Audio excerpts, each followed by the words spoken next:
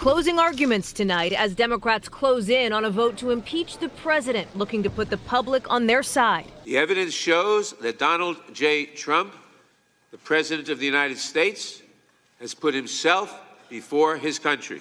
Democratic staff attorneys on the Judiciary Committee recapping their findings from weeks of public hearings, arguing the president abused his power, betrayed the national interest, and tried to corrupt the 2020 election by freezing military aid to Ukraine while asking for an investigation into his political rivals. We talk about the ABCs of potential presidential abuses. It is extraordinary that the president's conduct was a trifecta, checking all three boxes. President Trump's persistent and continuing effort to coerce a foreign country to help him cheat to win an election is a clear and present danger. Republicans furious and showing it. People giving gentlemen will suspend. Bang it harder. It still doesn't make the point that you're not doing it right.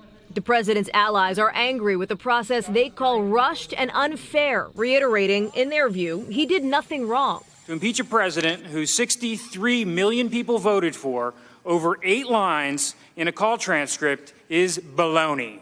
The GOP also pointing out the military aid money to Ukraine was eventually released without a commitment to investigate the Bidens, like the president wanted, although that happened after the aid freeze became a public controversy. The inquiry has returned no direct evidence that President Trump withheld a meeting or security assistance in order to pressure President Zelensky. Nobody understands really what the majority is trying to do, except that interfere and basically make sure that they believe the president can't win next year if he's impeached. President Trump today. It's a disgrace to our country. It's a hoax, and it should never, ever be allowed to happen again.